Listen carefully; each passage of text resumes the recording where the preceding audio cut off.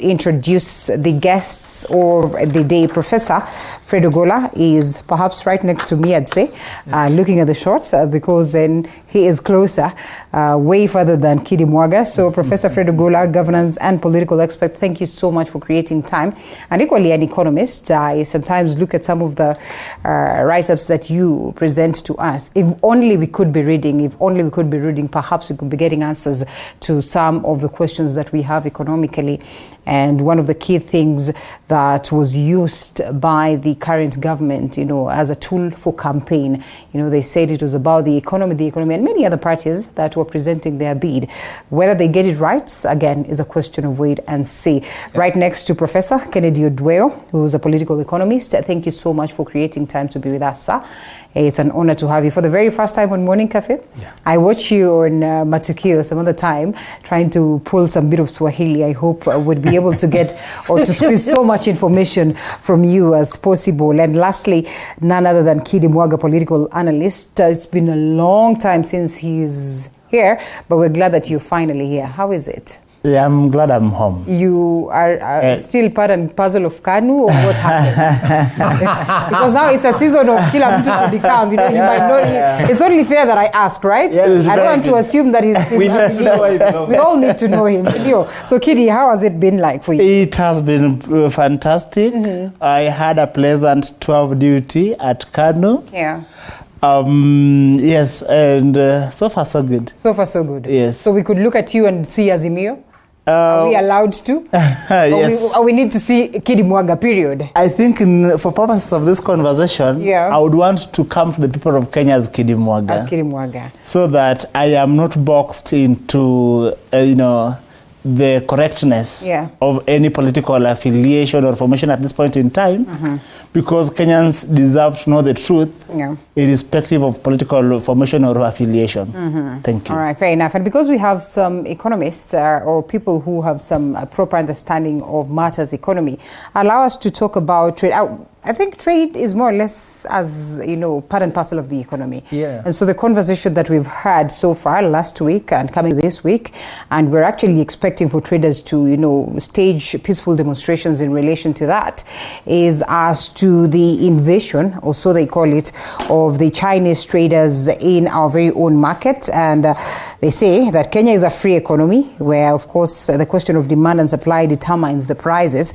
But equally, there's been that aspect of fear, if I may call it, from the local traders, that these ones are coming in to capture the market to a point where they cannot, thrive as they would expect. What do you make of this conversation that has been there, that continues to be there, finds itself on the papers, and the developing story for that matter? Prof.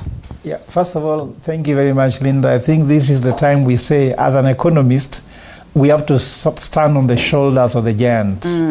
And one of the giants who talked a lot about the issue of trade and what's happening now is called Adam Smith. And Adam Smith came and it's called invisible hand. The invisible hand was the forces of supply and demand. And actually Adam Smith says that the government should not interfere at all with the economy. Because anytime you try to interfere with an economy, you bring in a lot of imbalance. So now that said and done, what is happening at the moment, the issue of China Square and the issue of Nyamakimwa and all those areas has always been there. They have always been coexisting. In fact, some Kenyans have been able to go and get some goods from China Square and resell them elsewhere. So there's been a coexistence. But what is biting Kenya, it is clear that the dollar is doing very bad. Linda, truth be said, all Kenyans, let me say 80%, if not more than 80%, are traders, importers and brokers. They are no value adders. So if there's no value addition, anything we import, we just work on how we have the cost we have used for importing called cost of goods sold. Then we look at our operating cost. Then you look at our cost of capital, then sell it. But if you look at the most important cost in trading is, first of all, cost of goods sold, which means the money used for purchasing the goods you want to buy. Then the operating cost, which is your transport, your rent, the taxes you're paying and all that. Then the cost of capital, which means that how are you financing your business? So the cost of capital has gone so high just because of the issue of the dollar. The dollar is smelling 140. And when you have a dollar rate at 140, the exchange rate becomes very difficult for you, and therefore your cost of goods sold, because you have to buy the goods from abroad, and then you have to bring there, and you are buying in dollars and you are selling in Kenya shillings. This brings a lot of challenges to these traders. Yeah. Now, when that happens, the price limit is many people who are buying these goods are driven below the budget line. Remember, if you used to buy a shirt for 2,000, now it is 3,000. Do you know, you start now looking for other ways to get this shirt because you can't afford it. So many Kenyans have been driven below the budget line. The second thing is taxation. Taxes have really gone up. And because taxes have gone up, it becomes very difficult for you to sustain the dollar and the taxes, which have gone, the dollar rate and the taxes. So this one has made it very hard for Kenyans to be able to survive. So these traders are feeling that their market share has been eaten up now by people either who choose to recycle clothes. I've seen middle class, Linda, women who had said these clothes are no longer going to be. I've seen them taking the clothes they have said bye-bye to a tailor to reshape them because they can't afford it. I've gone to a shops whereby a middle class person drive a Benz, starts taking outside the goods they could have bought. So the economy is real, and because no income is not going up, but everything else is going up, Kenyans are not able to afford, and because of the supply demand we are talking about here, this is causing a lot of ripple. And let me put it clearly. What is happening is that the Chinese and Kenyan issue is that every nation has a national interest. And because every nation has a national interest, we have to see the interest of Kenya prevail over the interest of China. You cannot create a Kenya square in China. It will be very hard for you. And for us here, we allow everything. Are we so desperate to play with the economy? That's why I wrote a piece here, is that should Kenya rebalance its economy? And it's a very big discussion that people actually need to look, and I call it a Solomonic decision that Kenya needs to make, whether we need to rebalance the economy or not. And the Kenyan preference or interest must prevail over China, because the Chinese, we are giving them, like, they can do roads and the rest. They can do those capital investment which we cannot afford, but they cannot even come and challenge us on trade. And there are a couple of things to look at, Kennedy, but this particular one, say, of the China Square, then we ask, first of all, the entity has been there for quite a while without it being put to use. Perhaps we assume that it was the moment of negotiations of who is going to occupy the space and what it is that they're going to do. Have we grown to a capacity where we could as well manage such an entity that really comes in handy for a majority of Kenyans? And we speak of those ones that got employment out of it. We speak of those ones that were able to do business or conduct their business courtesy of the fact that they would go there, buy products and go resell them, at an extra cost and make money and all that. So it becomes a delicate balance, perhaps a Solomonic wisdom like it is that Professor then would say. What would you make of it and this particular one and the the balance that is expected of it? Thank you so much, Linda, and it's good to be here. So good morning to our viewers, and as we engage. Is it possible for Kenyans to manage such an entity? Definitely yes. There's nothing under the sun that Kenyans cannot do. And that's where we hear of very great Kenyans, even in the US, doing a lot of amazing things. As a person, what I believe we lack is that people-focused leadership. What we lack is just leadership. The Chinese did not just fall from the sky and come occupy that place. Someone signed an agreement that made the Chinese to invest in what they have. The problem we have as a country is, I think Prof has spoken to the nitty-gritties.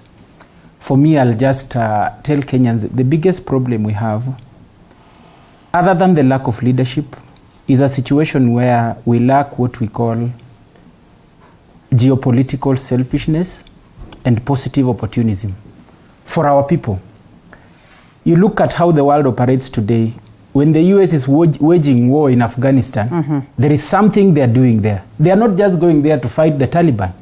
There is an interest they're protecting, and they are willing to kill people to protect that interest.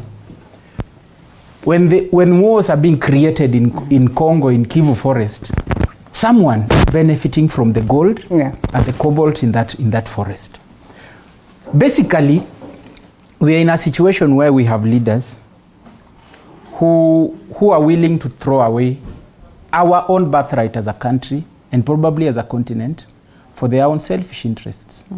Why? He's talked about value addition. Without value addition, it's very difficult to grow an economy. It's very difficult to bring down the exchange rates. The only way we can deal with that is if we are doing our own manufacturing. You cannot tell me that we cannot manufacture matchboxes to a point where you have to go get matchboxes from China Center because they are cheap. Those who lived before us, and some of us were born in an era where there used to be things like Rivertex, where we used to produce our own clothes. Now you are telling us that they can only be bought there cheaply.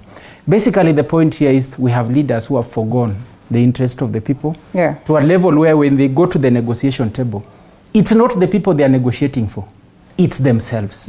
And then everything is paraded as if it's a Kenyan interest, but in real sense it's for those people. Because what happens here, once you crash the local manufacturing and value addition systems, then we are left, the only option we are left with is to import. And Linda, if you do investigations, you realize that China Square is not 100% owned by the Chinese. We have local owners. Those things that are coming in that now Kenyans are rushing to go and buy are being bought from fellow Kenyans, not from the Chinese. The Chinese may be placed there as face. We know of so many big companies that are owned through foreign conduits because of we are a very emotional country. We mix emotions with politics, and then you're like, if this and this is associated with this person, then it becomes bad. So basically, we have a country where there are people who are deliberately choosing not to do the right thing that can benefit the people. And all that has to do with the laws that we make, the policies that we put in place. He has already mentioned that this thing has been there, and you've mentioned it's been there. Why now? The reason why it's happening now is because there is someone who is trying to get a share of what is going on. And that's what happens. The problem we have is that since independence, we thought we were colonized. People think we got independence. No. Power changed hands. Some faces were put there to look like we are now on our own. But there's a big circle behind the scenes that has remained to run everything. The same thing. As we are having this conversation about China Center, there is someone who is about to be displaced by another local. Right. So I think these are some of the conversations that we as Kenyans need to be having. And that's why I always tell Kenyans, politics is more important than the air we breathe. Because politics can turn that air into the sulfuric acid just by virtue of one law or one policy that is approved politically. And that's why we need to engage and interrogate the leaders that we elect. Because, like I said, the Chinese are there legally. A foreigner cannot walk into any country, even Somalia. We talk about countries that are broken like South Sudan. Today, there's a time when Kenyans were being kicked out of South Sudan. South Sudan of all the places, not the United States of America. Why? For you to go and settle anywhere and do business there, more so construction or importation, there is an agreement, there's a bilateral agreement that has been put in place. Now, unfortunately, what we have is that we have agreements that are biased against Kenya as a country. Social contract, very, very important. Yes. First of all, we've looked at some of these activities that are playing out in the country. And it's not just about the Chinese. There are numerous other people that are doing and conducting businesses here. I remember there's a time when South Africa was complaining about the likes of Nigeria and how they've dominated the market there. It looks as though it was xenophobic for that very matter. And now we're talking about the Chinese, and we also do not overlook the aspect of globalization and how, industrialization is penetrating the different parts of the global fraternity. Yes. That is why then we say it becomes a delicate balance. But then what does it speak to the social contract that we have as a people?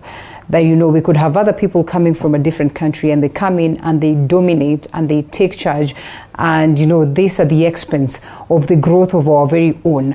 Yet it's under the watch of government. Thank you, Linda. The moment you mention social contract, you begin from the standpoint that we put governments in place to protect the interest of the citizens. Yeah. And it is a solemn duty that the moment the government begins to falter about it, then that government automatically begins to lose its legitimacy, because it is not able to protect the very citizens who have put it in office. But then we are also at a point where, as you rightly put it, where we are grappling with the question of, Kenya, say our country, as a capital destination. Because you realize that in a volatile economic ecosystem, like now, like the one we are living in now after COVID-19, you realize that capital flight is one of those things that most countries are grappling with. So, for instance, if there is high taxation, then investments are able to run away from one economy into another. The Kenya Kwanza administration came into office on the back of the hustlers, those that do not have been left in the margins and in the periphery of the economy. Ideally, they are people who are without political clout or economic means. It is therefore imperative upon the Kenya Kwanza administration that it does not make knee-jerk reactions to things that would require a policy intervention and even a quieter consultative process that ensures that, one, we don't scare away investors. As a country that, as an investor, you can wake up one day and, encounter outrageous statements by an overzealous cabinet secretary or some politicals high up the political food chain. We must be a country where the moment we attract investment, be it foreign direct investment or investment of whichever kind, let the investors coming into our country sit pretty knowing that their investment is safe. I think it is a duty that the government must consistently strive to discharge. Thank you. All right, and so here we are, Prof. You speak of what Smith speaks of, but then it reminds me of, perhaps unless I did not understand what he tries to bring to the fore.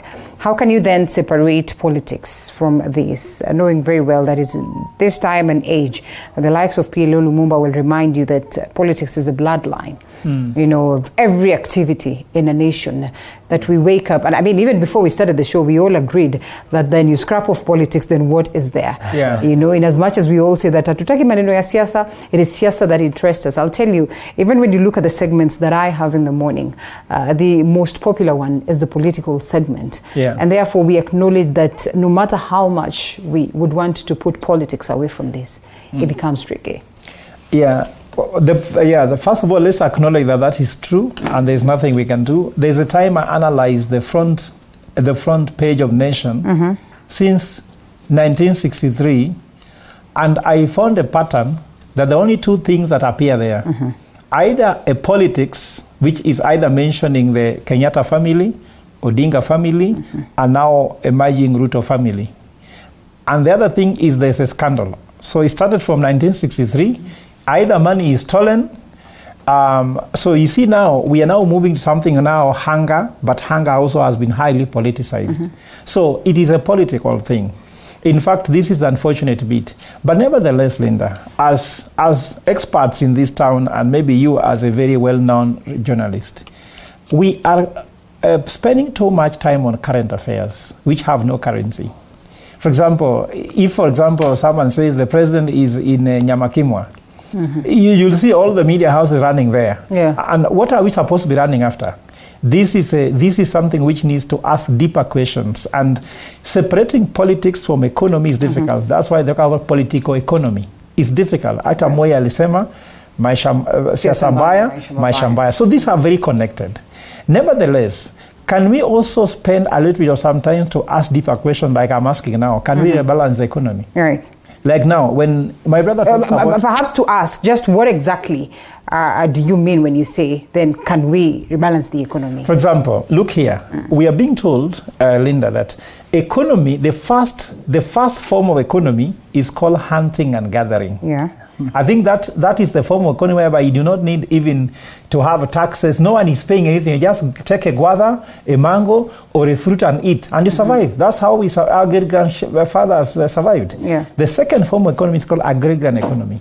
Agrarian economy is where now people are doing farming. So I put there in that article that Kenyans are between hunters and gathering and agrarian. Because you see, for example, when now we have drought, some people have come to the delusion saying they're eating fruits and they're eating roots of some trees to survive. That is hunting and gathering, because I'm not sure they are buying them. Now, when you talk about the president, talk about fertilizer, is about bringing this agricultural economy to work. Now, we have been told by the West, the best thing to do is move from hunting and gathering, agrarian economy, then industrialization, where I talk about manufacturing.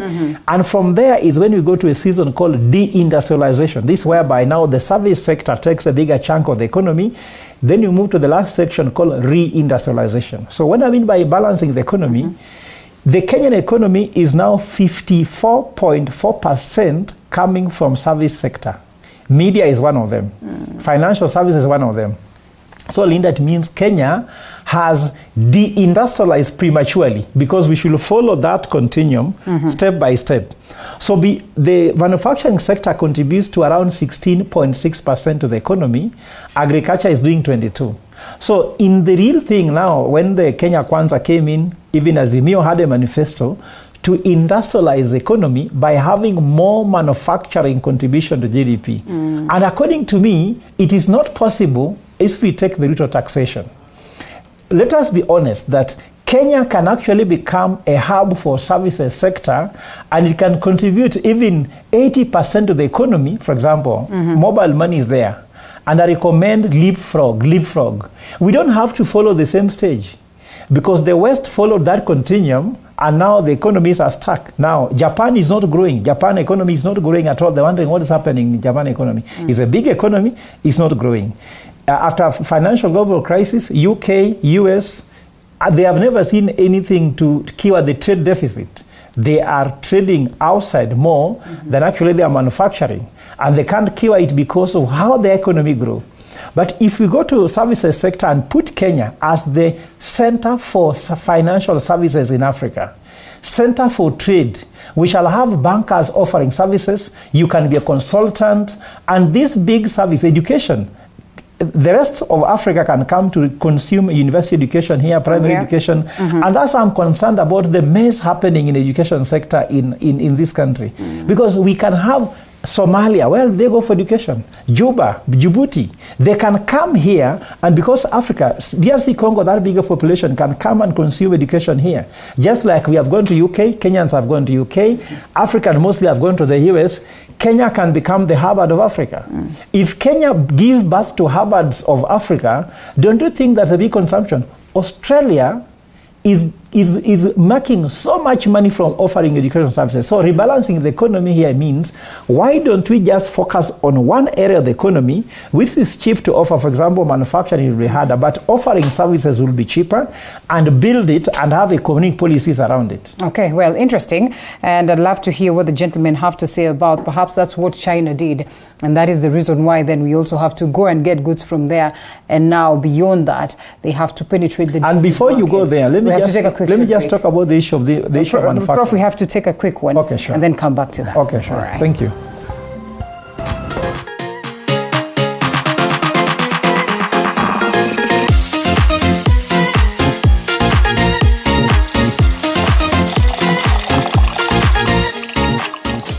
You are watching TV47, the home of untold stories. Authentic, natural, planned.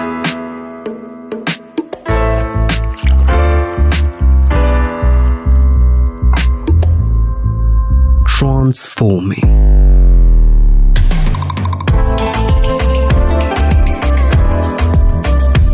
Endless benefits.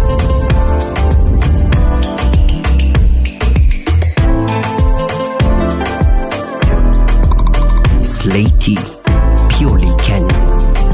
Buy now on Jumia or Amazon. Usiyakubalie maumivu ya misuli kukatiza ratiba yako. Kaluma Pain Balm ni dawa ya kusugua iliyotengenezwa kutoka kwa miche maalum ili kutuliza maumivu ya misuli.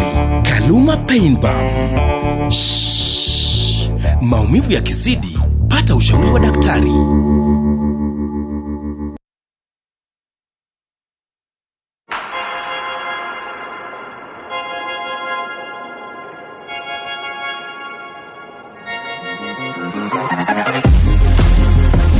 Catch your latest updates on Matters Football, both locally and internationally.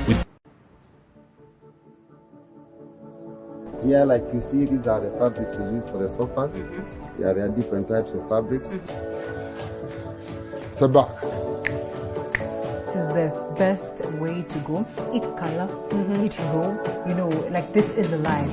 Well, 2022 is behind us. 2023 is here with us. What are your plans? We here at TV47's Morning Cafe have great plans for you. We're talking about information, we're talking about entertainment, we're talking about the greatness for the year. So make sure that you're always with us every morning.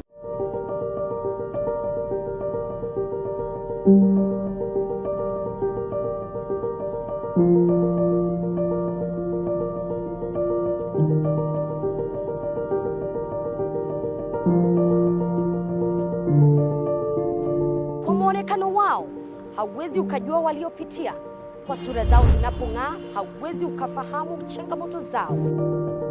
Nyuma yao ipo story la historia. And you want to tell me that even in the great, or in this moment, the great brains that we've had over time, working with the previous governments that we've had and even the current government, that they have not thought about this? And if they have, why is it taking us so long to get it right economically? I think, like I mentioned before, the challenge has always been with the leadership that we put in office. And these are successive, and that's why it's so easy for Prof here to, you see, sometimes I ask myself why some simple things look so complicated for people who work in government. Because these are issues that have been there. Yeah. Some of these bilateral arrangements that are very unfavorable to Kenya, some of these arrangements, these issues, globalization is not something new, has been there over time. But unfortunately, we find ourselves in the same trap because we have a tendency of doing the same thing, the same way, and expecting different results. And that's why our politics is always marinated with the same faces.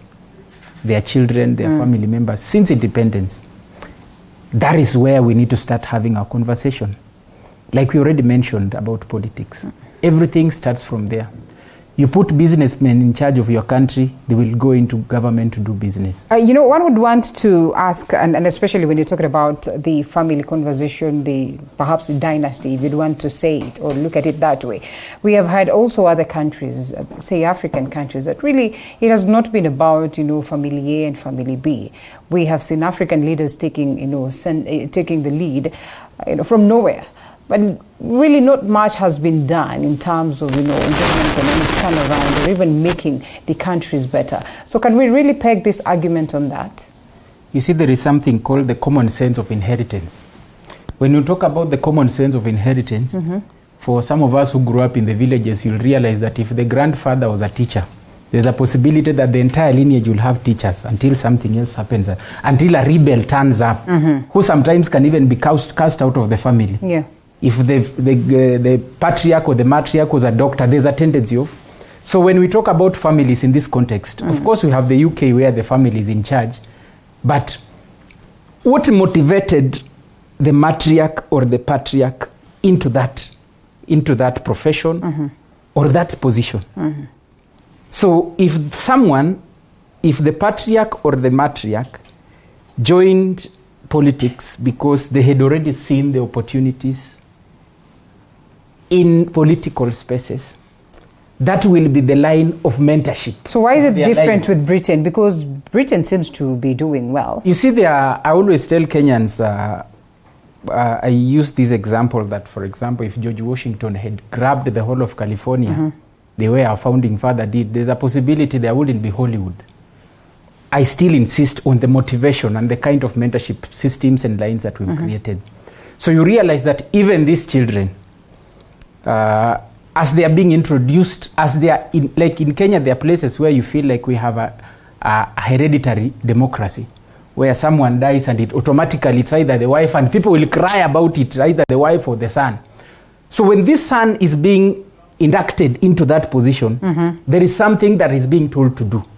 That's the problem we have. Yeah. And that's why we have these successive problems. And that's why in politics you hear allies, you hear stories like allies. These allies are not based on national or global interest.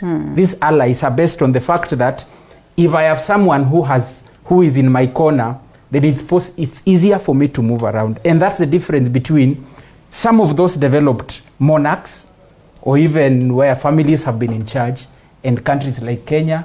And when I talk of family, I'm not being specific to the surname.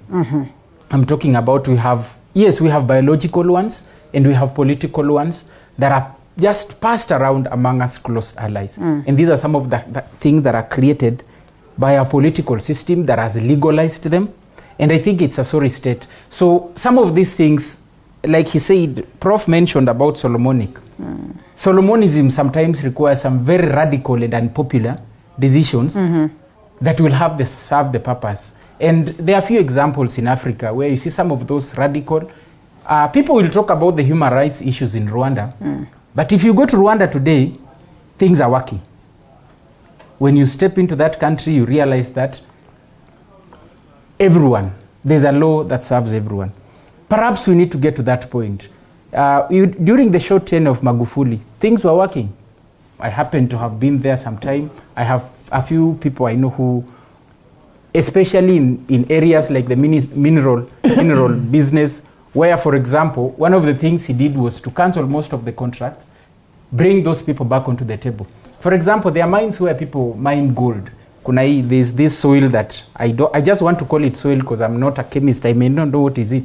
But these people, what they were doing is that they will tell you, as the owner of the land or you as the country, they'll tell your leaders and they will believe it. That now that we don't know what is in this thing is not helpful to you, and we don't have a place where we can process it, now we export it, we carry it, and we'll see what to do with it. So when he came back, those are some of the things that he reversed. And he was a very unpopular among some of the forces that were affected. And that's why it's very important for us to become very radical in our wisdom, so that we change some of these things in favor of. Prof, before you come in, and I'd love for Kidi to close it for us.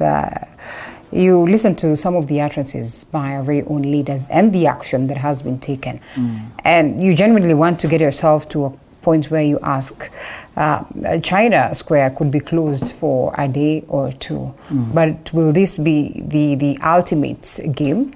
Or are these leaders then engaging into some conversation that would end up making them look more disorganized? Because then to imagine that they would take this stand and then all of a sudden reverse on it, because like it is that Kennedy said, these activities were happening, under their watch. So I personally was at China Square the very first day that they were trying to, just put up some stuff in the place, and the numerous Kenyans that were actually doing that, I sat with them somewhere, while they were eating, so that they would go back to again fix the shelves and all that. So, and it's not a process that took a day or two.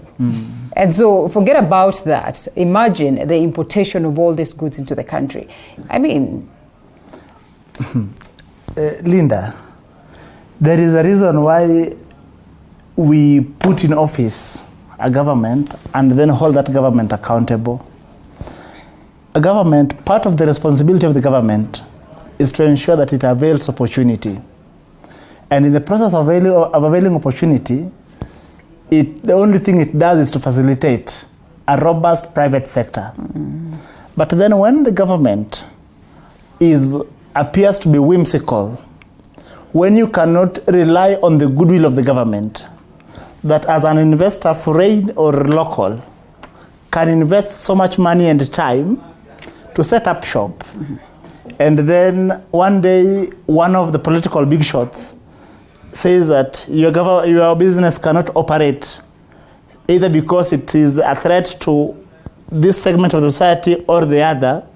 Then you begin to question very strongly if that government even deserves to be in office, or if that specific political big shot deserves to be in office, or if they truly appreciate what they are doing. We are mentioning China.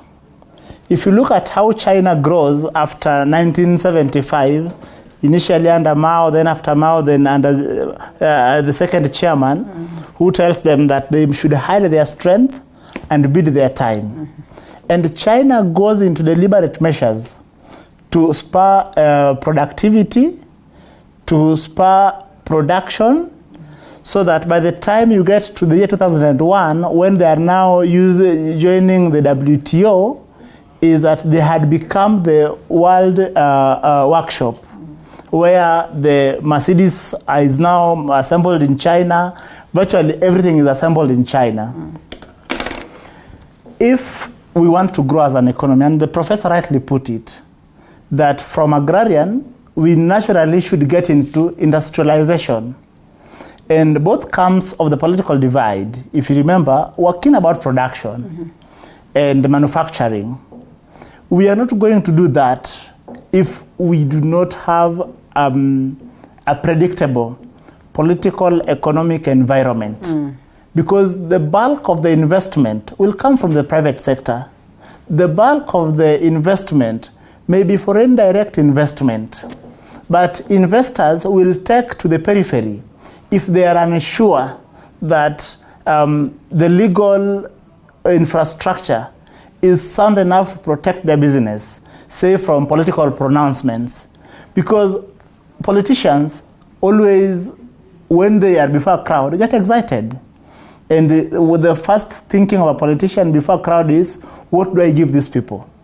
So when you see a cabinet secretary trying to close China Square, and then there is the question of the Nyamakima traders rising up in arms, there is a leader somewhere who is trying to appear to be the defender of his people.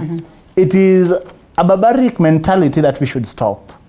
And for a moment begin to imagine a Kenya that we want to turn into the workshop of Africa.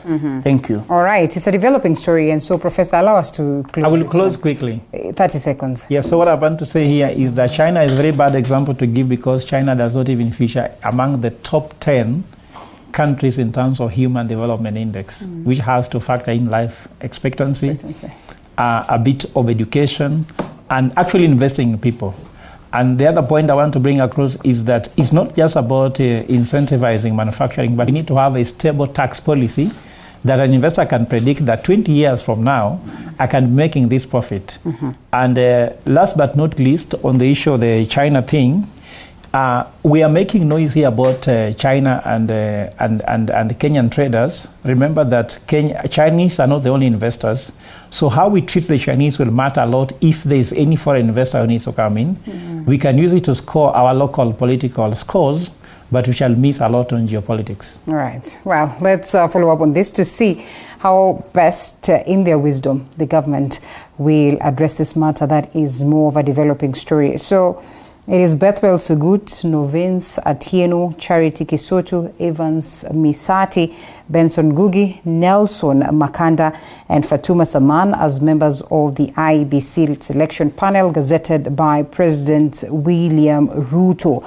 It's a conversation that has been on and coming at a time when it is all said and done, and better yet, dusted, if at all there's not going to be an appeal on the same, that is on the fate of Masit.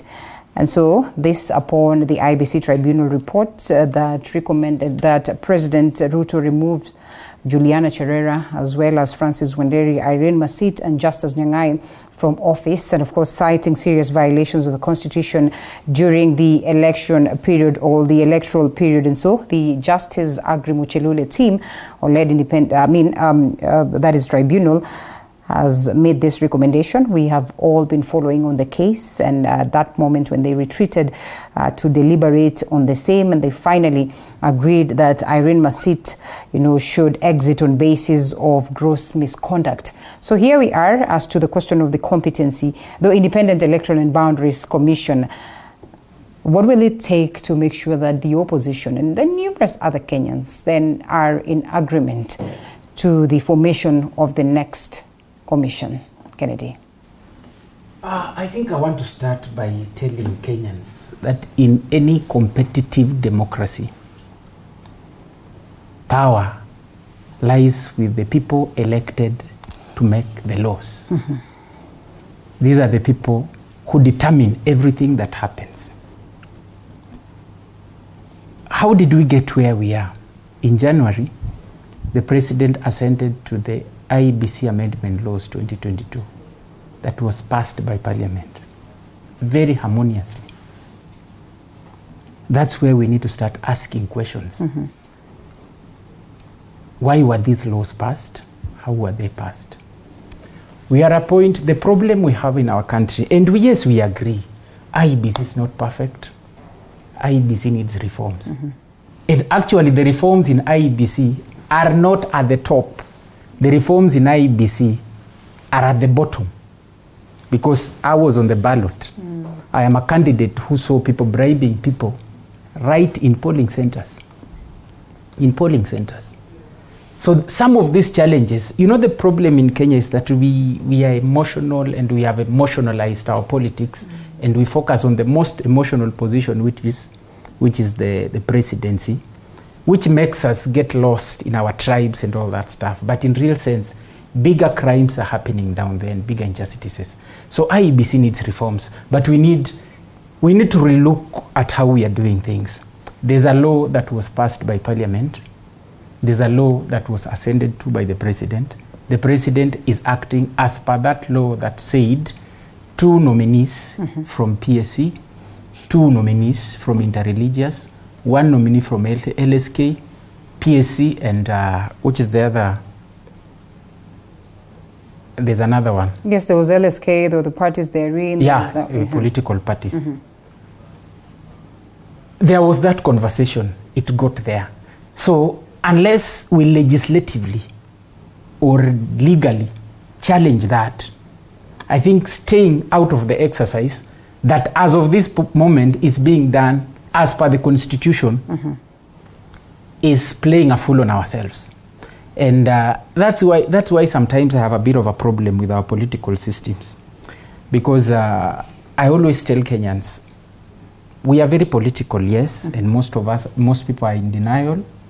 And that's why they have a problem with those people who come out and speak politics every day. But I wish we could do our politics, but then when it comes to issues of national interest, because most of our political players play it at a personal level. Politicians will politic from their own private interest level. Yeah.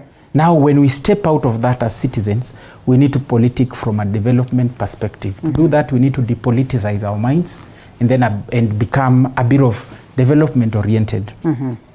We need to ask ourselves, personally, I believe I elected an MP. Before I shout at the president, before I demonstrate at State House, I'll demonstrate at my MP's office. When this law was being passed, where were you? There was this law. There is the concept of Chapter 10, of Article 10, that talks about public participation. In reality, every law that is passed in Parliament, an MP is supposed to engage the people. They give the MP their views on that. Unfortunately, that's not what happens. So something has happened, and because there's a lot of political ignorance, both constitutional and just political, and that's what affects the thinking of the people. That's why everything is catapulted out of proportion. For me, I have a problem with the position taken by the opposition. Because, like I said, this law was passed in Parliament, where they have 158 members of Parliament, and they have 33 members in the Senate. Are you telling me that 191 minds could not sit down and cause enough trouble or come up with ideas that could stop the passage of that law? Right. So that is my only problem. It smells of hypocrisy, and I think that's why bringing the issue of, when we come to elections, we are having electoral injustices every day, but we've had bigger crimes in the 60s, 70s, 80s. The problem we have today is that we have personalized it. Today, when you talk about, for example, let me loop in the issue of the opposition. Because as you cut to chase. That's where the standoff is. As of this moment, in Kenya, when people talk of electoral injustices, people are talking about it's synonymous with Raila Odinga. Is it so? Let me take it away from that is the picture that has been created. Okay. When in real sense, and that's why I told you, there are bigger crimes down there. So I wish as a people, we stopped focusing on Raila Odinga and what Raila Odinga wants, and focusing on what should work for the people. Is that and what the president has done? Let me take it from you so that we can create some bit of balance on the same, and we'll come to understand some more on what should work for the people. But Kiri Mwaga, is it what the president has done, that he has defied the demands by the Right Honorable Raila Odinga, perhaps to rub it on his face and tell him, you know what, it's not always about you. It is about what the laws speak. It is about what is good for the people of Kenya. It is about the timelines. It is about fixing this body. That really is very important. If today we are to hold a by-election, then what happens? If today we are to do this, and we also understand, the difficulties, if not difficulties, then the processes, and just how much of timelines then they would consume. Is that what the president has done? And remember, there's the 14-day ultimatum as to, the reducible minimums that speak to this one as well. There is a theory in economics called the public choice theory that James Buchanan eventually speaks to very eloquently and calls it politics without romance. And that is why I think that the president is on the right footing. Why is he on the right footing? I think that he must start addressing himself to the question of the IEBC. There is strict observance of the law, so that when the legislature processes the bill and takes to him and he assents, and then whatever reforms is being done at the IEBC is in strict observance of that law, there is no problem with that. But there is a bigger problem with the IEBC, because the political class for so long, or for some time now, have attempted to look at the IEBC that when it is us who appear to be on the,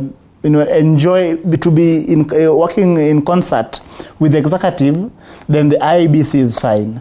But when we are not working in concert with the executive, then we demonize the IEBC.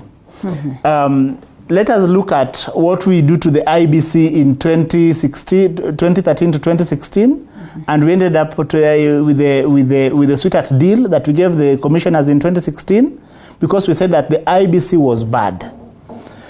We went to in 2017, and we had a new commission. After that, we said that commission was bad, and we engaged in people's assemblies. In part because part of why, even after the Supreme Court gave the opposition, as it were then, the chance to participate in the repeat presidential election, the opposition said, and legitimately so, that the IEBC as it was constituted did not have capacity or the credibility to conduct elections. Then what did we do? We get into the handshake era and we forget about the IEBC. And we go all the way to 2022. We make very cosmetic changes, and those cosmetic changes are what takes us to 2022. And then we have a scenario of Cherera 4 versus the IEBC 3. So where are we? Is that, let us look at if IEBC complied with the law, even in how it conducted the 2022 general elections. Begin with the question of audit of the register. In 2017, the IEBC audits the register through KPMG. The law provides that such an audit should be published. Was the audit published? There was even a delay. Yes. In 2017, they did not publish. In 2022 elections, they published a highly edited PowerPoint slide version that did not address the anomalies that were found in 2017 elections. If you were keen about the IEBC, as we were getting into 2022, as the political players, we should have placed sufficient pressure on IEBC so that the anomalies that even the audit had established in 2017 should have been addressed before 2022. What do they do in 2022? It is published 7 days to the elections. Yeah. When that happens, it fundamentally offends Article 35 of the Constitution, the right to information.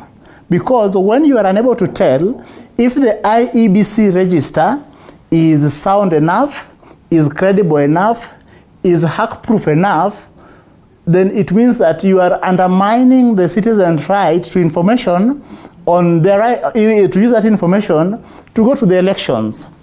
So the fact that the opposition, for instance, did not find any problem with IBC, even on these pertinent questions, I find it hypocritical today to then say that to cure this, we need to march to the State House. Why am I not enthusiastic about the opposition marching to State House? Because what then it seeks to achieve is that it undermines all the institutions that could legitimately help us resolve this. We have Parliament, we have the IEBC itself, we have the question of the courts, so that we are pushing all this aside and saying that let us exercise people's power, which I think is a very dangerous trajectory. All right, so we take a quick short break, and Prof, we come to you and just look at the ruling or the final submissions by the tribunal and how much it speaks to the entire formation of the Independent Electoral and Boundaries Commission then and what we seek to have as a commission. So we take a quick short break and come back to that.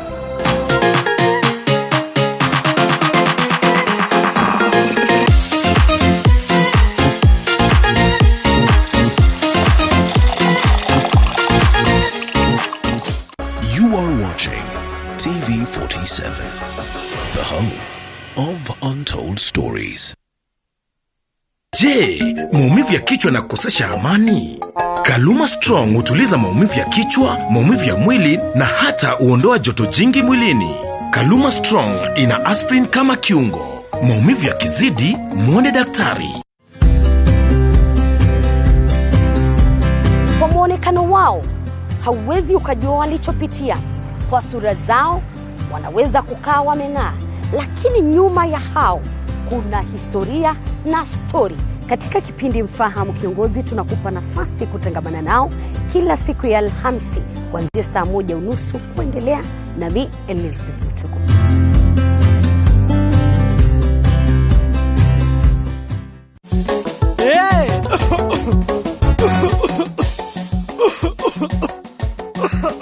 Kaluma King Herbal Lozenges zinazo nguvu maradufu kutuliza kikohozi, vidonda vya koo na mafua.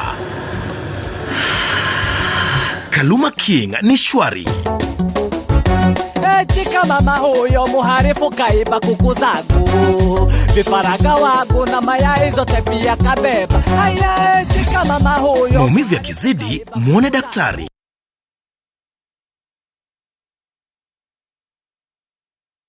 Watching TV47, the home of untold stories.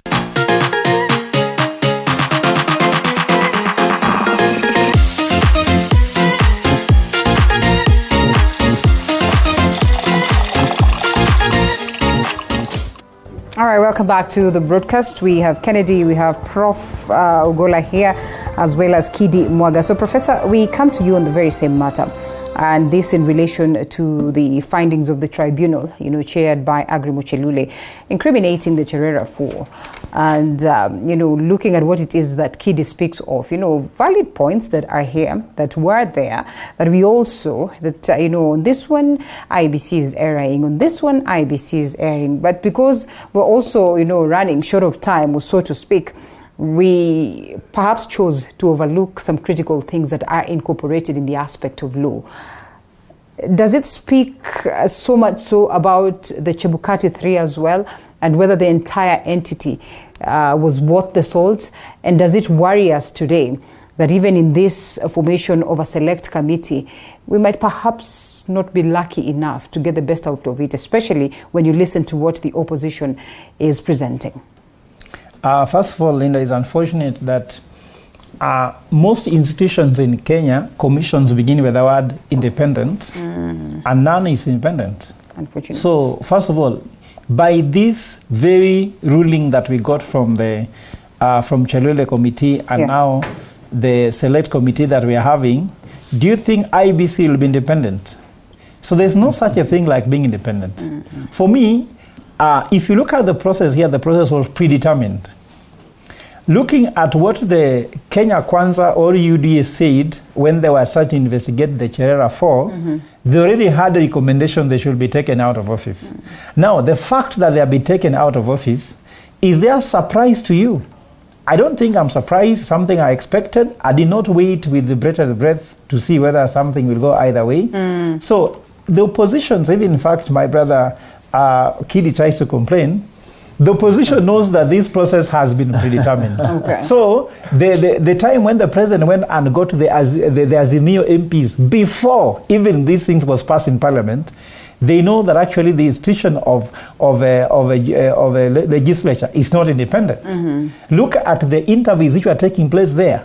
When they're interviewing PSS and CSS, can you imagine? I can quote Moses Wangula beginning by saying, "Congratulations, Mheshimiwa. You are congratulating someone who is supposed to go through an interview. You are congratulating for being a CS. Then you are telling me that interview is clear." Linda, me, I am an economist. I believe in facts, and that's a fact. Now, look at even now the CSS interviews. They have been allocated 30 minutes each. Now, 30 minutes before you introduce yourself is over. This is not a process to really interview someone to know whether they are worth taking office or not. So all these things, Kenyans, we are being put in a smoke screen. The truth of the matter is that there is nothing independent. But even if they were to take more than 30 minutes, and we have seen them sitting there for 2 hours. What I'll say, there's a way to do an interview in 30 minutes. If you prepare a document that has got clear information about them, if you're going to ask somebody, so have you paid your taxes? Why should you ask that question in an interview? Taxes, you should bring your tax report. So there's no question about your taxes. Now we talk about what your competence. What do you want to do here? Because we have voluminous information about you. The preparation before the interview is more important than the interview. And they don't do it. You wait for the CS interviews. 240 people, if you are to interview them for 30 minutes each, it should take 300 days, I calculated. And now that means that you have to find a way on which you have to put some running parallel committees. No one will even see what's going on. All those has been predetermined to not work. So what I'm trying to say here is that according to me, from the Select Committee, we've got it wrong. Why? Is that I will say here with all absolute fact, I can defend this in court, that the people who have taken those offices, money has exchanged hands for them to be in those offices. Now, once you have paid money to be in that office, what is your business model? Now, when people were applying to become commissioners... You are privy to this information? Yes. You can do that in I can pull it in court. Okay, interesting. I'm trying to say, if I paid money to be in the Select Committee, what's my business model? If I am there, if we apply to become commissioner, you have to pay money so that you can be in the IBC commission. Now, for the secretariat, some people have to apply, have to pay money to be shortlisted to be in the secretariat. Now, if you are vying for MP or any seat, you have to pay money to get the seat. So if money has changed hands, your independence is gone. Money changing hands is perhaps not the biggest problem. The biggest problem is the fact that even our very own integrity is then compromised. So there's not a single person, even that had put their bid or that had been presented, really that is what the sold. But Linda, you see the independence you have here. You can tell me, Professor, shut up, because I didn't pay you to come here. You have independence to say what you want to say. But if I've paid money, I've taken away independence. Linda, I've written a book. And I think I gave you a copy on 11 things that determines whether an IBC is independent. Financial independence, security of tenure, power to change legislation. You understand? Physical security. There are 11 things that if you look one by one, and I ran there by said, in the IBC, we score 4 out of 11. The one of Nigeria scores 3 out of 11. You understand? So the Nigeria's one is worse. It's worse. I think you must have seen someone saying, and it was going around that Chebukati wa Nigeria. In fact, Kenya, of course, if you benchmark, we're way better. We should be better. We should be thankful. But nevertheless, that percentage that remains is more critical than the percentage which actually has been covered. Remember, Linda, for reform to work, that 1% ineffectiveness will determine how you'll be happy with your phone forever. So we cannot be settled by saying we are okay. So what I'm trying to say is that the outcome of 2027 election has been determined just by that Chelule ruling, and then secondly, by picking up a select committee. And the question here, Linda, is this. Do you think Kenyans perceive, because this is important, we talk about social license to operate, social legitimacy. Do you think Kenyans perceive that this select committee is theirs? How much social legitimacy has been given? They have the legal mandate for being gazetted by the president. But then and look at what's happening here. After the president has gazetted the select committee, the select committee will be able to select the IBC commissioners. When the president goes for election, it's the IBC commissioners to be able to award him the certificate. So, my goodness, I'm sorry to say that. Let us give some legitimacy to this institution and make them independent. Because in this country where litigation is the name of the game, in this country where we go for an election, it has to be a 50-50 affair or 70-30, in the sense that 70 will agree, 30 will not agree to it. Just what are the possibilities that then this select committee and finally the commission that they pick will be one that will enjoy the social mandate, or so to speak, or social legitimacy, as Professor. So let me just say, Linda, before make it very brief, yeah. I think that what is happening is that the president could have actually, if you like, engaged Raila Odinga. The opposition? Yes, I'm sure. There are two sides of it. First, Raila Odinga could have found a way on which they had to not only play on the street, but also play according to the institution that exists. But if they don't do it, what remains is that the select committee do not enjoy the social legitimacy it has. Then let me tell you, Linda, is the person with more reason, more intelligent, with more power, that has more responsibility. With great power comes great responsibility. The president has more power than Raila Odinga. We almost want to say that we saw a level of agreement as to the coming in of the Cherera Not really. 4. They are saying they are going to State House because they don't want IBC. No. I'm talking about the Cherera 4. We sort of had some level of ground. Okay, while it took so long, but then there was not much of an outcry as to the coming in of the Cherera 4. But look at where we are today.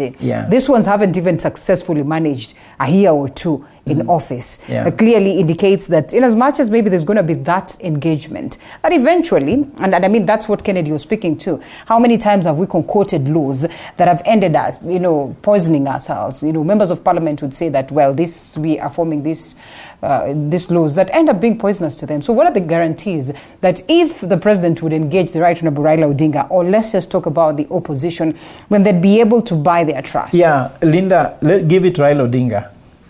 He is the people's president. No one gave him this title. Okay. He didn't say, I'm people's president. Raila Odinga never said, I'm called Baba. Okay. He gave himself that title. At least we've been here long enough. You can say you're the people's president, don't get it. Ruto has never been called Baba. Okay. Raila is called Baba. With this thing, Raila holds, I'm sorry to tell you, anything Raila endorses receives social license to operate instantly. Remember, social license to operate is not a legal document, but it's that acceptance. For example, you know what's happening in China Square is that Kenyans are withdrawing the social license to operate from them. They don't have to be chased by the government, but people will become hostile because their social license has been withdrawn. So I'm saying, if William Ruto engaged or even tried publicly to tell him, my brother, come we talk over IBC, and then Raila was to turn it down openly, then maybe that could have given some social license to operate. But the process does not have this. I don't know how much public participation have you been engaged in the select committee. Now that also is another question. So those issues means that the current select panel do not enjoy the social license to operate, and the legitimacy is not there, and therefore, whenever Raila will complain that there was a bias in the process, people can agree. But remember, when we had the government where Willie Mutunga was the Chief Justice, people told Raila in my hearing, if you lose election, go to Mutunga. If Mutunga says you have lost fairly, don't come back to us. And I think that's what happened in 2013. Yeah. Now, is any institution in Kenya, from judiciary to IBC to legislature, having this same legitimacy that had? So I'm not talking about what is impossible. It happened before that judiciary had got the highest level of legitimacy. In fact, Luos told Raila, when I'm hearing, this time, if you don't win, don't come back. Because we know judiciary can defend you if IBC doesn't. This is the kind of legitimacy we need to have. Without putting the sword of Damocles on the head of Right Honorable Raila Odinga, perhaps there's a point, and you know, when we're talking about this, then evidently we are talking about the Kalonzos of today, and we're talking about the Martha Karuas of today, we are talking about the Gideon Mois of today, those ones that enjoy some level of support, and therefore that is the social aspect and legitimacy that Professor speaks to. I mean, to imagine that you can bulldoze, and I'm not trying to say that the president has done this, you know, in the formation of this, don't you think it's something that would cost us even more? And perhaps the president will hit his chest and remind us that, you know, I called upon you guys to discuss or to rethink your position on the BBI, but you refused to listen to me. Look at where it ended. Do we want a scenario where we're going to say that, well, we said, let us adjust this, let us look into this before we get to the 14th day where there's going to be mass action, but you refuse to listen to us. Look at where we have landed ourselves. You know, Kenya is a very comic country. That's where there's a lot of comedy in the streets, even in our politics. I think I want to remind Kenyans that Ruto has never worked anywhere other than in government since he left university. The second thing I think I would like to point to what Prof has said is that we need to deconstruct this synonymity between electoral injustices and Raila Odinga. That's where the point gets lost. That's where you end up hearing that it's a Luo and Lui affair. When this conversation, that's where you hear there are those who riot, there are those who throw stones. They come from that creation. Okay, he's talked about social license. It's related to that.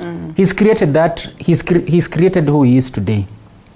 But I think over time, we need to nationalize it and take away from the person, because that's where there are legitimate issues. But I think it gets lost in those conversations. So when we're having these issues about IEBC, I also would like to mention to Prof that, and I think I'll join that with the issue I've mentioned about William Ruto, the president, is that historically there have been conversations. And my brother here, Kiongozi, mentioned about the opposition about 2013 to 2017 after the handshake. We can go back as far as 2007. There were issues with the election. There was a coalition government that never stopped the rigging claims in 2013. There was a handshake in 2017. Out of those engagements, those invitations by the president, the way we talk about higher power, higher responsibility. But we always have those conversations. Why do we end up in the same or worse of state? In 2013, there were issues, cries about the Supreme Court. Were there any meaningful legislative issues around it? In 2017, there were issues about the election. For the past 4 years of the handshake, nobody talked about the IEBC. In fact, I wonder, Akombe resigned in 2017. The others resigned in 2019. Why would it take 2 years for us to make those cosmetic changes of the Cherera for 1 year to the election, when even Kriegler said an effective electoral commission should be in office at least 2 years to the election? And these are issues that the Right Honorable is very alive to. And when he was in government, in quotes, they were having conversations since and before the handshake. He couldn't bring up those conversations, especially in parliament. And that's why I go back to the functional and ideological ability of the minority party. And that's why I would also like to challenge Kenyans and the opposition leaders to, I think, also escape their minds of unchain themselves from the capture of oppositionism. Because historically, opposition was about refusing everything that the other side says. That's why the minority came in. Now you become ideological. Ideological competition is about rules, is about processes. And I think it's very important. Before we get to the point of ultimatums, I would like to see a law having been suggested in Parliament that never went through. I would like to see a policy that has been challenged either in court, and the court just disregarded it in a manner that has biased or negative bias towards the people, or a law, a good law that was brought in Parliament, but then it was disregarded. I think, as a person, I believe, yes, we have the right to assemble, picket, and all that stuff, but as a last resort. Because at the same time, what I know, and both of us know, whenever there are those maandamanos or people's barazas and stuff like that, for example, if there is one in Uhuru Park, we know people who do business there, they sell their small things. When there's that gathering, those people are displaced. That is a loss of income for a family. That is a loss of taxation. So sometimes it's important. And that's why I think I would like to close my comment by saying, I do not believe, we talk of Galileo who talks about, I do not believe the God that gave us intellect intended us to forego its use. I also mention and say, I do not believe the God that gave Kenyans the wisdom to give themselves the constitution, and especially the Right Honorable Raila Odinga and people like James Orengo, Otiende Amolo, Martha Karua, the people you've mentioned, who we believe were at the forefront of fighting for what we have. God intended them to forego their faith in that institution without even giving it a chance. Well, interesting. and as though Dr. Masanga, who's watching us from London, read my mind, I just wanted to connect this to what is playing out in Nigeria. And I know we cannot speak much about that. Sometimes I'm always reminded, can you speak of what is happening at home? But we can't fail to relate. And looking at the elections that have been conducted across the nations of Africa, we clearly seem to have a problem with, the electoral bodies and the commissions that handle our elections. Dr. Masanga says, I told you the elections in Africa are a sham. Nigeria, INEC, is the worst in Africa. That is his position. And said, I predicted the collapse of Nigeria state with electronic election. Here we are. We ask this question. Just how much do we need an election? Just how competent are we as Africans to handle elections? Because the formation of the Independent Electoral and Boundaries Commission is key to what will be of 2027 and the other electioneering years to come. Will determine how it will look like for the rest of other African countries that are bound to conduct an election. Linda, there was a point I started by making. I'm not sure if I completed it because I think I was being cautious to turn-taking. Yeah. But I spoke about politics without romance, as enunciated by James Buchanan. I think where we are right now, politics without romance is that we do not elect angels into office, but we elect flawed men and women into office, but then in pursuit of their self-interest, they pursue that self-interest that when pursued will, help the society more than those self-interests that do not help the society develop more. And I want to put it in the context of William Ruto. That President William Ruto was declared president on account of rule of law. Because in another African country, I don't think he would have ended up the president-elect. It is now in his best interest, politics without romance, to make sure that for the first time we are able to reconfigure IEBC to deliver, an IEBC that he himself would entrust with his worst enemy. Election management bodies do not fail in Africa, but they are designed to fail. Because after independence, we inherit the colonial superstructure without changing it. So that we only have black colonialists, but with the same infrastructure, the same edifice that the colonialists were using. So in Kenya, for instance, if there is a report by AFRICOG in 2019 on how our elections have been managed, one thing about the Zakai Chesoni Commission, and Kivuitu Commission is that the commissioners were compromised through illegal allowances. But then when you come from 2010, after we are after the agenda for reforms, is that you realize that from their election management bodies in Kenya are therefore compromised through being allowed to manipulate the tendering process.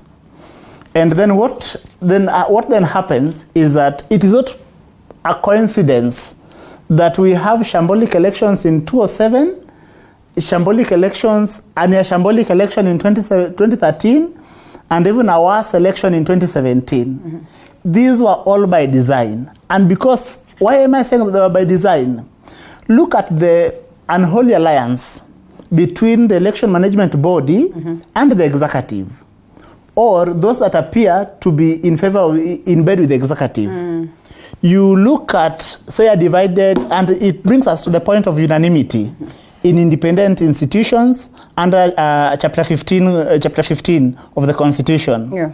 In 2017, we have a divided Supreme Court. What do we see? We see an executive that gives a direct threat that we shall revisit. In what you see the next 3 years is a Chief Justice standing alone in the steps of the Supreme Court, speaking to the public on how he is being frustrated.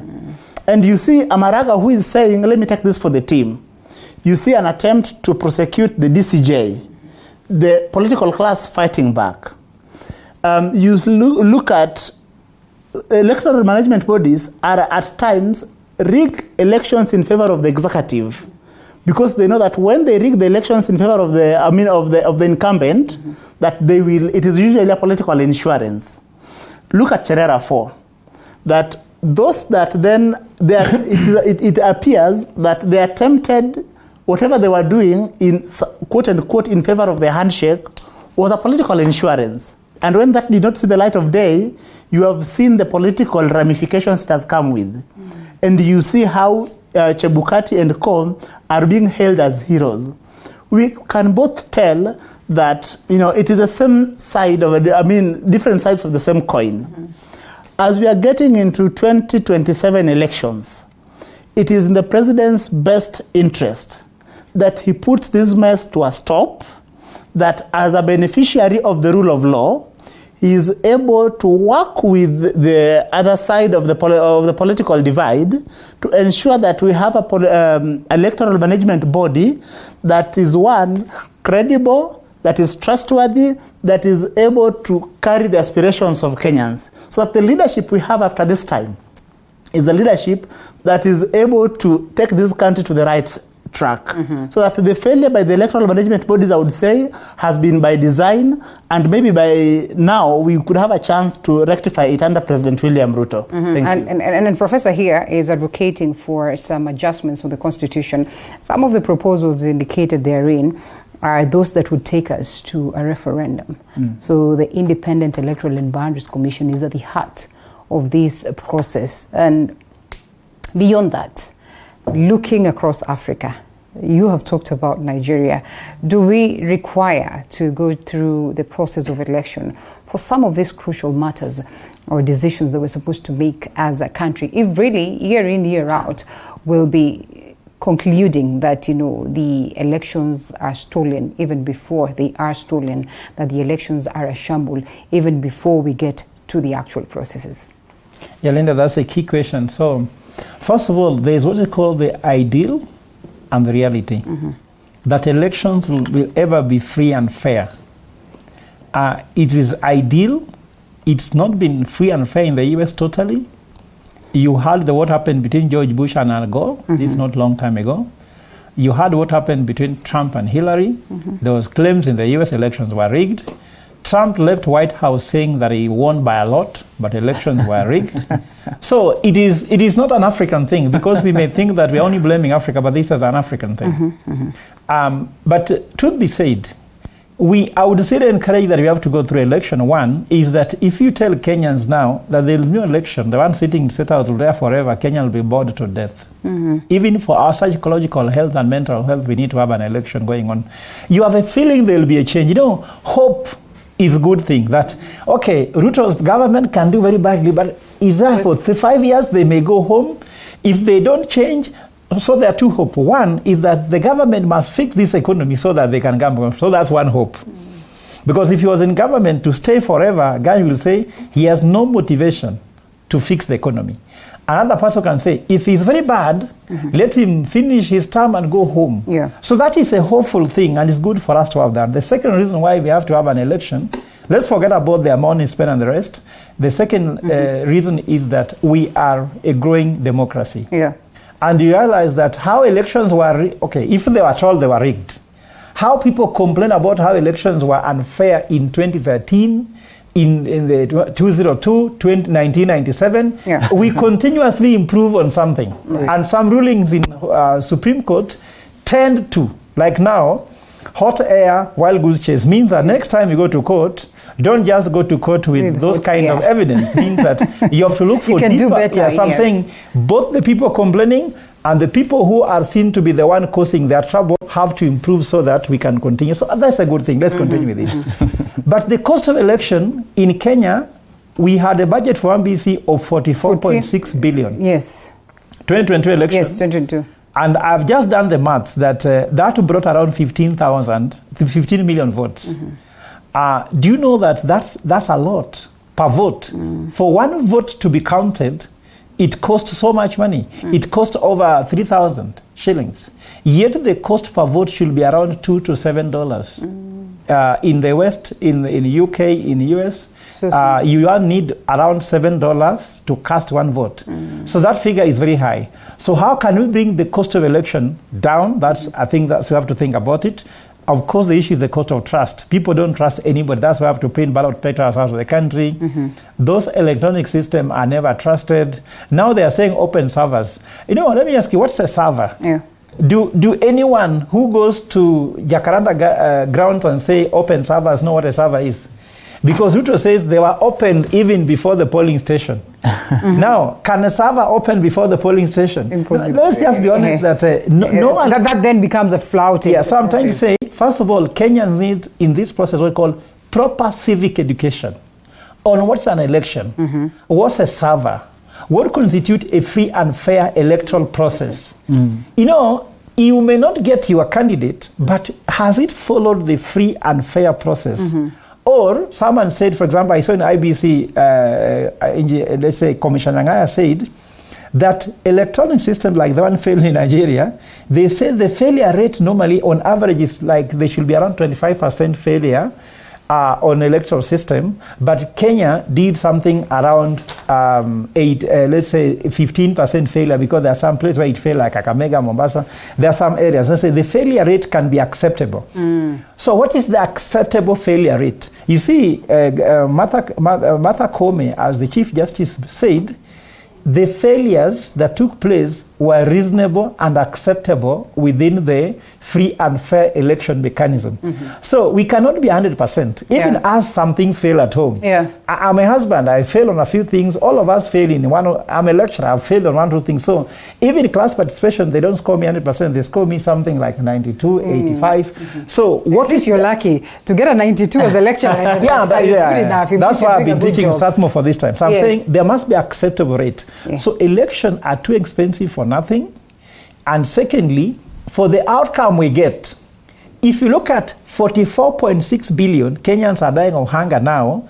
Doctors were on strike yesterday saying they were demonstrating on the street yesterday saying they want to be paid, and they only need 3 billion to be paid. Yet we blew 44.6 billion in an election that was seen to be, they said, opaque, isn't it? Yes. That was not easy to know who won. So I'm trying to say, let's bring the cost down, because our expectations are so high and we spend so much, but what we get, our achievement is too low. So let us be reasonable. How much are we spending to get a shambolic election? How much did Nigeria spend to get what they have gotten now? So let us not have too much hopes of having 100% electoral process, which is impossible, and spend so much money on it. And to close Professor, let me take a short break and then come back on that very note. Okay.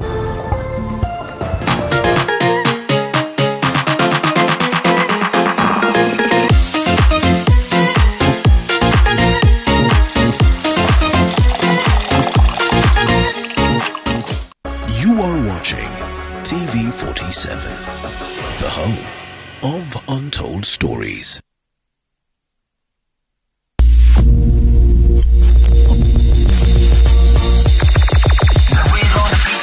Follow the rhythm, feel the bass. Follow the rhythm, feel.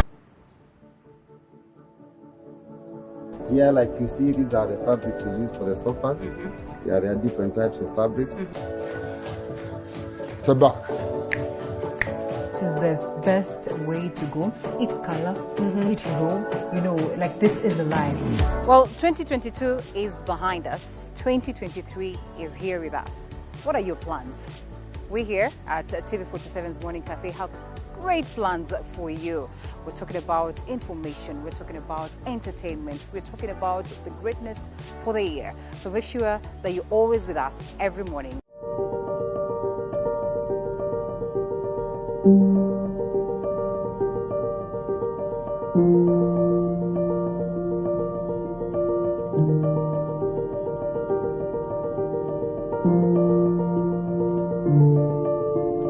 Kwa muonekano wao hauwezi ukajua waliopitia.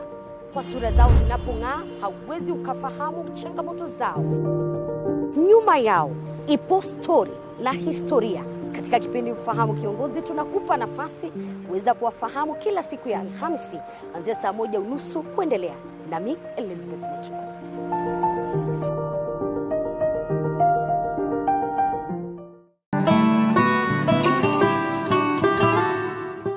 Your health matters, and Body Garage is here to guide you on it. Someone's after using the medication, the virus number of the HIV in someone's body will start to go. My medication, wherever I go, I must make sure I'm committed to my medication. Yes, and I should watch what I'm eating. I should not just eat from everywhere or not just eat anything. We talk mental, physical, and spiritual health. Join us every Thursday at 8 p.m.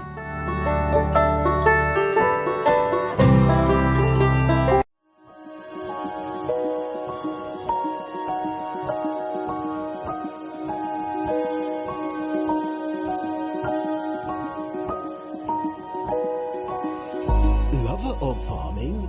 Well, Kilimo Diaries is your home for different farming ventures, crops, animals, and so much more. Every Sunday.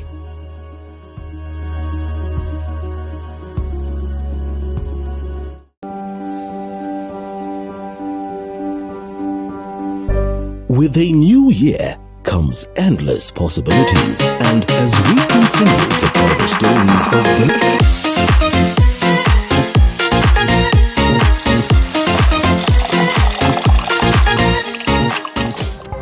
All right, the conversation continues even while we are on break. And so Professor is here, Kidi Mwaga is here, as well as Kennedy. And so, Prof, allow me to use your question to ask a question, or to use your submission while we were on break.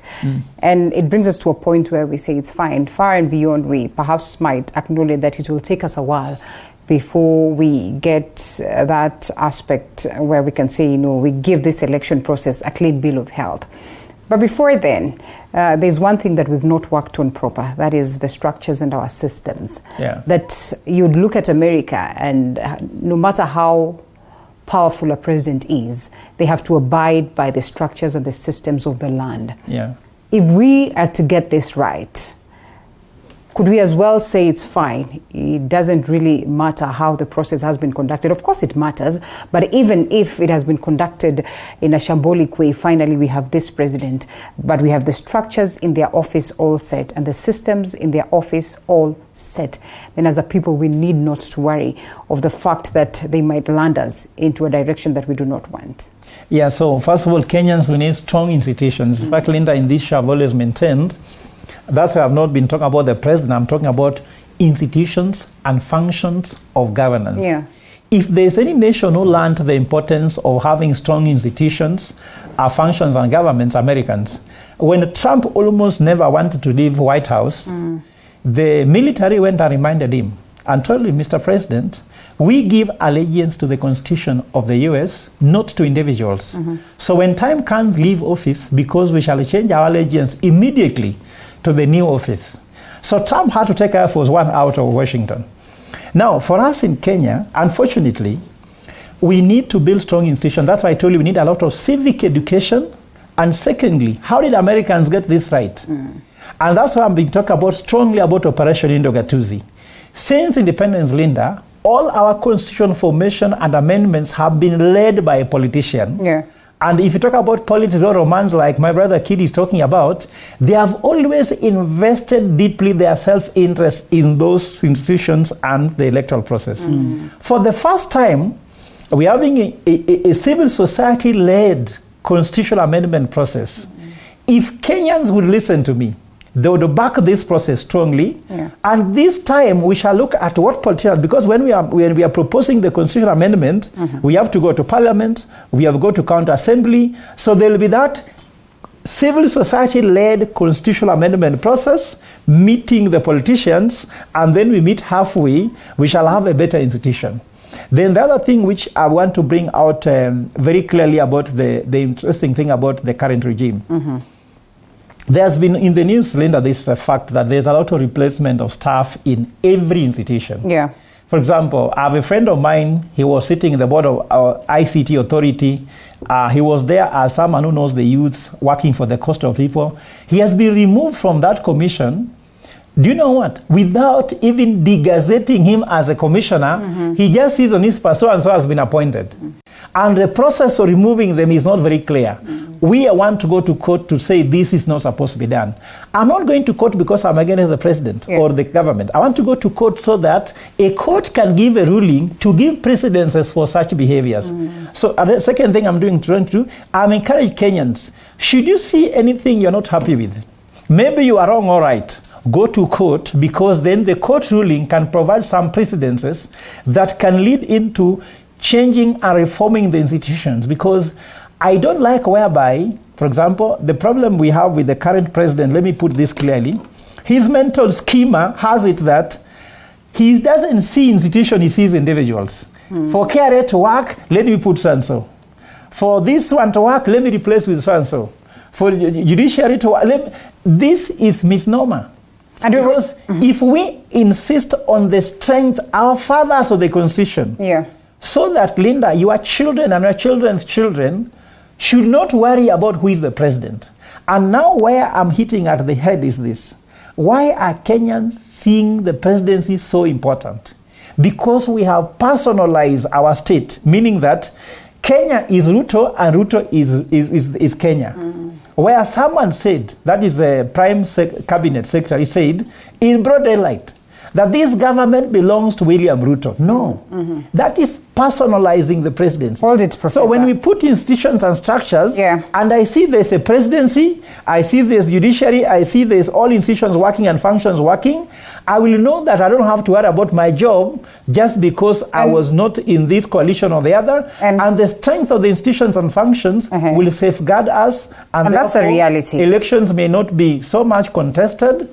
And therefore, everyone will feel safe with whichever administration that comes into office. And that's a reality that we have today. They will tell you, those ones that are in government, that there's always a fear that comes along with the change of regime, whether you have a contract or not, whether it is clear that you are an employee of the government or not. If you'd go or march into some of these offices, which I have personally done, you speak to your friends therein, and I'm telling you, they tell you we are operating in hiding because we do not know at what point it will come sweeping on us. Do we really have to get such points? And allow us to as well read some of the comments that we're getting out here. Advice Mudalo says, Raila Odinga has lost the modest thinking youth who inspire revolution everywhere in the world. Of course, his failure starts at the reality that the modest thinking youth who believed in him, like all those on the panel, is now struggling so much to paint a neutral picture, if not disagreeing with him in totality.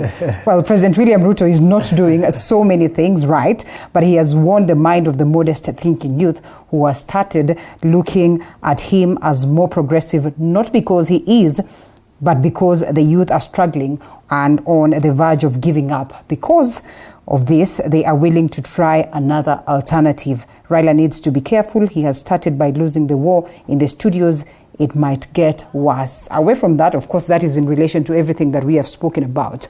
the reality today is that we do not have the structures and the systems right, that change of regime means fear for very many people. Change of regime means it's a time for us to enjoy and eat for very many people. Yeah, I think what I would like to point out is that when we talk about structures and institutions, I would like Kenyans to understand that the first institution is you as a citizen. If you institutionalize your mind, create structures, internal structures within yourself, it's very easy to get that what you give. I think that is usually spoken in social spaces. It's easier to get that what you give. That's where we start from. I think we've lauded our constitution as one of the best in the world. As written, if followed from chapter 1 all to the end, we'll have a beyond perfect society. And I think in one of my submissions in the Senate when I was against BBI, I mentioned this. And the likes of Governor Orengo, I told Kenyans that we do not have a constitutional problem. What we have is a leadership problem. We do not have a legal problem. We have an economic problem. And economics, what brings economic development is leadership. Yes, there is politics, but as leaders need to learn when to depart from politics, which is very personalized. That is a fact. And that's why when you talk of people living in fear, people invest in politics. And unfortunately in Kenya, political office, politics has always been seen as an opportunity to give and create jobs for people. And that's why the highest bidder gets the job. That's why the tribally or the politically compliant get the job. We were talking about, Prof eloquently talked about the IEBC and the conflict of interest. It's the same thing in politics. When you elect someone because he's tribally or politically or financially compliant, what is his motivation when he goes into office? Of course, he will optimize every other space that can ensure that he gets his proportionate return on his investment. It's a sorry state, but that is what we've bequeathed, because you give, you get what you give. I talked about Kenyans being an institution. We need to change our perspectives on how we elect these people. If Kenyans decide today that William Ruto no longer deserves to be their president, in their millions, William Ruto, the president, Daktari, will not be their president. And that's why the comment there was talking about William Ruto capturing the imagination of the people is true. And that's why he was able to defeat the entire incumbency. As opposed to what the Right Honorable is doing, and what I've mentioned, that we need to disconnect electoral injustices and Raila Odinga, so that people don't go to the streets because of Raila Odinga. People need to go to the streets for themselves. That is the perception at the moment. It appears like he's the only one who can call people to the streets. And that's why it's about him. And that's the distortion that comes in. That's why we get, are his calls valid? Yes. Are the concerns real? Yes. Is that the best way? No. Okay. Kirimwaga, on the very same matter, I'd have loved for us to talk about the likes of Cleophas Malala, but then I think that should be a story for another day, and I should have those ones that support the UDA party as well as those ones that are under ANC. You know, sometimes people are asking me whether the Mulembe Nation has successfully been rendered, I don't want to use the term they have said, baseless, useless, or something of that nature, because clearly they say the president has managed to, dilute, Ford Kenya has managed to dilute ANC, and therefore the Mulembe team should be as well, to a point where they'd say, forget about ever being president. If at all, it's about a question of tribe. When you mention Mulembe, I must remind them that there was a prophet, what was his name, Elijah who? Oh, that one that is... Yes, that leadership will come to Mulembe through the lake. So they better look at us properly. I'm joking. Is there anything left yes. for you people anyway?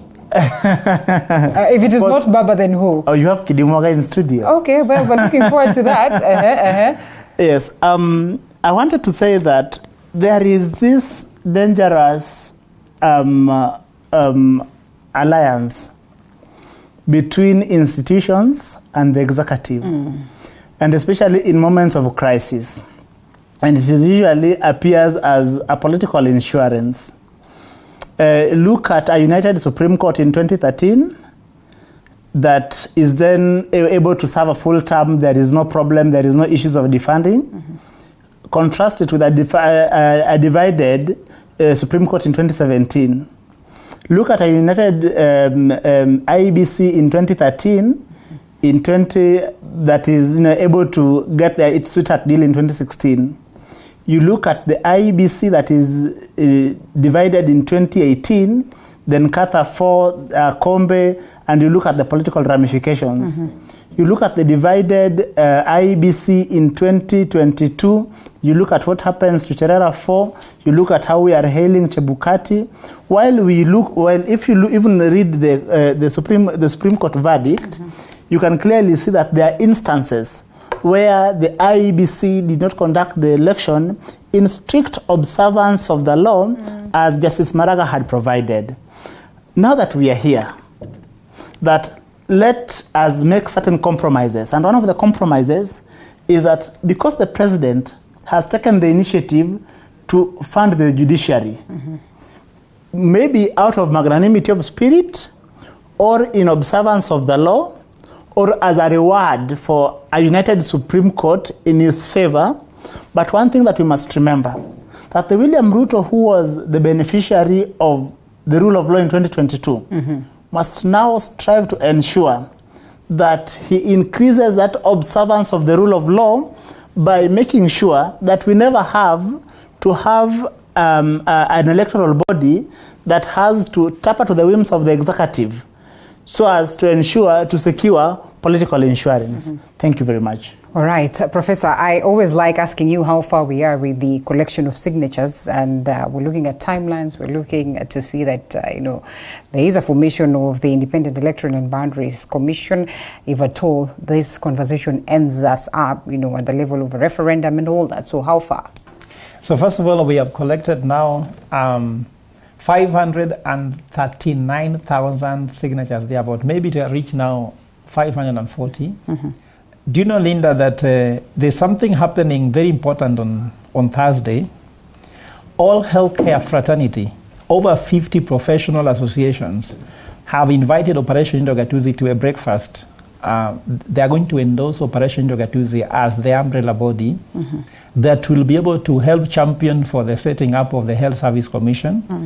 And they have promised me they can collect for me 7 million signatures using a digital platform. They are trying to say every patient who comes to them, they'll ask them, please fill for me this one, because they know that Health Service Commission transformed them. So I'm targeting that by the end of June, if not earlier, I can go before the IBC and give them 7.2 to 7.5 million signatures. Those signatures will be more than the votes that elected the president, and therefore he has to listen to us. So my target is not the 1 million. My target is to collect more signatures than the president himself got as an election votes. And I can tell you that will happen. So coming back to, again, remind Kenyans that I'm reminding you that Operation Indogatuzi is a civil society-led organization. For the first time, it is the first time when someone from outside politics and government is trying to come up with amendment. So means it's for Kenya, except that it has to go through a political process, but that means that we are the one leading it. Therefore, before you could suggest to change something like in BBI, you will be told, this is a train that has left the station with the referee inside and a whistle, which means you can only bang it if you are annoyed, but you can't change anything. Look here, Linda, if you reach out to me and tell me there's this thing I think can be very progressive, let us look for a way to do this and that. I have a secretariat that will listen to you. I have a team of lawyers, 48 of them, who will sit down, very important in constitutional affairs, and be able to tell you this cannot happen. Like they have told some people, let us not look for too much. Let us just be honest about what impact we want to make. So that's said and done. I also want to highlight the fact that you mentioned the issue of Mulembe Nation. And maybe I would like by saying that, President Ruto is a very wise man. And he knows that he got the Mulembe votes through Wetangula and Mudavadi. I don't know whether Mudavadi has any dreams of being president, but if you look at the management going on, if he tries to contest for 2032, which I think he has already said that Ruto will be president in 2032, he might start campaigning immediately after 2027. And I think the strategy is to ensure that he is irrelevant until even after, so that if Ruto can actually prefer someone to take office, then it can work. And there comes in my bill again. One of the clauses in my bill proposes that if you are deputy president, you cannot run for presidency immediately your boss leaves office. Meaning that Gachagua, if my amendment goes through, cannot run. Now this remains open to who can be the next president after William Ruto. So that's a good question for Kenya Kwanza to figure out. They have to be aware that as they are doing their select panel, I'm also not going to listen by saying they have set up a select panel. I have a method. My method was to involve even county representatives to bring what I call social license. Also to bring private sector, because when businesses are suffering because of election, who suffers? The private sector. So I wanted to bring all of them together to the fore. And maybe if I can just make my closing remarks, because I'm sure you want to go there. Yes. My closing remarks to Kenya is this. We have a Solomonic economic model as Operation Indogatuzi. And it is just in mathematics that knowledgeable and wise citizens produces knowledgeable and wise leaders. And that can be a process through civic education. By having knowledgeable wise citizens and knowledgeable wise leaders, that produces what's called rich citizens. Because tell me the richest country in the world, and I tell you the most knowledgeable and wise citizens in the world, because there is a high correlation between education and wisdom. That's why we talk about Norway. Forget about the US. Is the most developed country in the world by what is called Human Development Index. They spend more time in school, they have better healthcare, they have better education, they have better everything. So then after we are having the most rich citizens equals a rich nation. So if the president or anybody wants to turn around the economy, not a short-term thing, let us start by investing in civic education and then ensure that we improve our education system to have wise, knowledgeable citizens. They'll make the choices from MCA, MP, governor, senator to the president. We shall have good leaders who can represent our interest, and therefore we shall have a rich nation. And women representatives. As we close it. Women, yes, thank you very much. Before I give my closing punch, I would like to remind the nation that, and make it brief, that Mulembe Nation is not short of leaders, as you can see some of us here. Anyone who tries to peddle any rumors will be disregarded. But you know, my friend assumes that I am from Mulembe Nation. My friend from Central Kenya, and she asks me, kwanza uniambie kama nyinyi ndio mtakuwa running mate 2027. So perhaps speaking for the DP right now, so to tell us mnakuja kwa ubaya sana Waluya. I don't know whether I hate that. No, I think it's because of your amazing color. The name maybe and all that. Okay. Yeah, so basically Mulembe Nation is sorted. We have a progressive leadership plan that will last for eternity. We're looking forward to see what is there for Mulembe Nation. It's been elusive. Let them do Operation Indogatuzi. No, I think my punch for the day is to Kenyans, and I want to remind Kenyans that if you had not elected pegs and squares in parliament, you wouldn't be worried about the president or the cost of living. Right. If you understood that agriculture is devolved and it's a source of it's the source of our food sovereignty as opposed to security, and it can be a catapult to industrialization. You would have elected MCS who are 21st century compliant and are able to make laws and policies in terms of resource allocation in that regard. Finally, I want to remind Kenyans that if we had not elected tribally compliant, politically compliant, and financially compliant leaders, you would have leaders who are able to work in line with the priorities of the country and the optimization of our resources, like the Turkana oil, through local value addition, so that we don't have to start worrying whenever flies are biting people in Ukraine and Russia. So basically, the onus is on you because you are the first institution as a Kenyan. Yeah. Well, and you give and you get what you give. Okay, well, Kidi has sung I agree with you. Thank you. Linda, people have raised, have raised doubts on the competence and the quality of some of the appointments the president has made. We appreciate that the president has asked to grapple with the question of rewarding loyalty. Yeah. And of course, this has earned him a lot of political capital. People are saying that if you work with William Ruto, then there is guarantee that you will not go home empty-handed. Empty-handed, okay. But then there is also the need that we seriously professionalize the civil service so that we depoliticize it and de-ethnicize it, the public service. I think that is something that as the president continues to, get into the seat properly, as before he turns 1 year in office, those are things that he may want to, think through critically. Yeah. Because we need to have in office appointments that inspire confidence that he has people who are able to deliver. Secondly, some of the appointees of the president, especially at the cabinet level, have been known to be fairly liberal with how they, they speak their mind. Sometimes that may, not inspire a lot of confidence on whether we are moving in the right direction. I know that there is so much work going on to try to save the economy. I think that is an area that the president may want to, take charge of. Thank you. All right. Well, thank you so much, Kidi Mwaga. We have to close, Daktari. What people need, the government. The government of Kenya needs civic education on communication etiquettes, because there are some utterances that win some wars domestically, but they make us very bad geopolitically. Yes. The utterances that are coming from some people, they are liberal-minded, but the consequences can be very painful. Well put. And Dr. Masanga reminds me to tell you, Professor, and Kidi, as well as Kennedy, that it's a cold morning for him in London, but he is proud that he left some proper seeds and brains to articulate the Oh, you've been blocked, because you always go there to hit him. Tell him to join me on Twitter. We talk. I worked with Daktari. I am still very grateful for the opportunity he gave me. Great. He is a man I love with my heart. That's great. And of course, he will unblock you. Daktari, you've had that as well. I have worked with him, and I think I appreciate the great strides that we made,